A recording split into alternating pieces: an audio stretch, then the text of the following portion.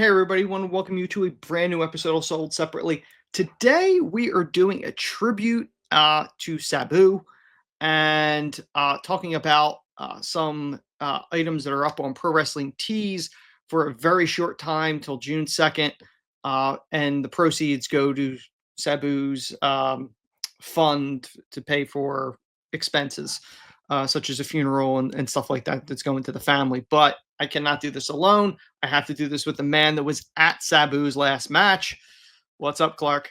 I was at the last match, man. Rest in peace, Sabu. What a legend of this sport, this industry. I mean, ECW is Sabu. No doubt about it.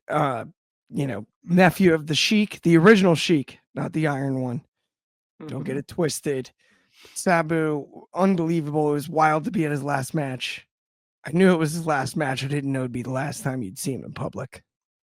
That is one of those things that was hard. That was a tough pill to swallow, but definitely go out and get this stuff because really cool. Yeah, well, that was one of the things. I was originally supposed to go with Clark to this show. I was exhausted. I didn't go. It's kind of funny. Sabu did an interview before he passed. They marketed it as last match. He never agreed that it was going to be his last match, and his last public appearance was, I believe, for the TWA. It was a show in the 2300 arena. He didn't wrestle on it, but I believe he appeared, signed autographs and stuff like that. But so Pro Wrestling Tees has released two pieces of merchandise that all the proceeds go to Sabu's family to pay for, like I said, the expenses. The first one up is a T-shirt that has Trailblazer on it, and it has a picture of cheerleader Melissa, who was his valet for a very long time, and I believe girlfriend, and of course the original Sheik as well. So it's a very cool piece to have, especially since it has, people that were really important to Sabu that have passed, obviously prior to Sabu himself. I also think the white headdress with the white belt. Yes, yeah. This is very yeah. Now, I personally did not order this, but I did order this next item, which Clark will recognize. It is the micro brawler for Sabu's last attire. So, it's one of the last, I guess, pieces that you could possibly get of Sabu that represents that moment. I don't know if that's going to be memorialized by somebody else. Thing that I find fascinating about this, as far as the micro brawler is concerned, there was a documentary about Sabu's match at GCW that was intended to be released that is yet to be released, but clips have been leaked, and there's one of his team going to Jones Fabrics and grabbing the purple cloth that was used as the headdress because his gear didn't make it to Las Vegas. Yes. I saw him walking into the building in the white suit. It was interesting. This is that gear. Yes. And it's wild how that all came together. That night, that story, I don't know if it does Sabu justice for his entire career. And I actually respect the fact that they haven't tried to tell that in these moments, given that Sabu has passed away, because someday that story is going to be very interesting. And this is no knock on Sabu, but that was the most uncomfortable professional wrestling match I've ever been at. Absolutely. I obviously watched it on Triller after, but it is one of those moments that, like, it's going to be replayed, and it's very similar to the way the Ultimate Warrior died. Like, literally right after Mania, right after he went in the Hall of Fame, right after, like a couple days later. That's kind of what it was with Sabu too. Granted, it was a longer period than the Ultimate Warrior had, a couple days, but still, it's a very short window, and everybody went, wait, we just saw him.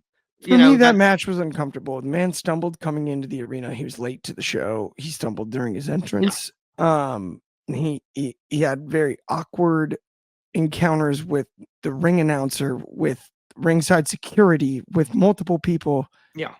And then he took the spots that he took. I was at the match. Yeah. And, you mentioned that it was something that, like, you were like, I would have been there, but I was tired. I'm glad I was there from a historical standpoint. It was the most uncomfortable professional wrestling match I've ever been to. Yeah. It went down with controversy. It screamed something's wrong. I It is. yelled stop it 3 or 4 times. I can pretty much be pretty confident in saying this, and I think you'll probably agree with this. This will get a Dark Side of the Ring episode, without a Yeah. doubt. Like, It's because and it's there's not the time Sabu, I don't want no. his life to be defined by this match. That's the hardest part because I have a lot to say about it after being Mhm. there. Yeah. But the hardest part is I don't want his life to be defined by that match. But It man, it is odd to release a brawler of that match. Yeah. I think the logic here, and this is me just spitballing here, it's fresh on people's minds, Yeah, and obviously they have released prior versions with the iconic, green pants or the purple pants or even the gold. So this obviously has not been released before, obviously. I don't know if this was in the works prior to him passing. Probably not, would be my guess.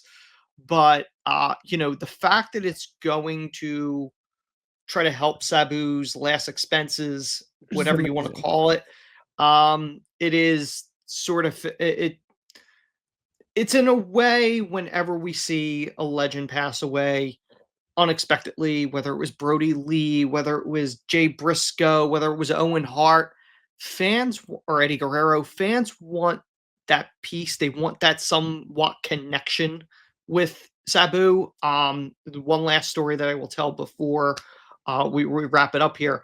I was recently at the NWA Crockett Cup, which was in Right. the ECW arena. One of 23 the hundo. one of the first things I saw when I entered was Sabu's Hall of Fame banner that was up in the arena. They had it prominently like on the wall for people to see, and they did a 10 bell salute. Which, if there's any place that's going to do it, it's got to be the place that Sabu helped make, and the building that is will forever be his home. No matter where he wrestled, the ECW arena will always be that special place for the people that were part of that special company during that trailblazing period of time that they existed. But there is no ECW if there isn't a Sabu. Yeah, And his impact on the industry, whether you want to talk about controversy, whatever, but he had a mark on this business he did. that will outlive him, and that's a mark of a legend. Yeah, no doubt about it. Sabu is absolutely a legend. Terry Brunk, like, Mhm. yeah, just absolute stud. I hear you. I'm with you on that. Yeah, so that brings us to the end. Like I said, this is available until June 2nd, up for pre-order. The shirts, I'm assuming they're the typical pro wrestling tees. They're made Yeah, to order, but I believe this is scheduled, although it was not a given window. I believe it's at summer, so sometime in the next couple months it should be shipped. But that brings us to the end. Thank you guys for watching, and we'll see you again next week.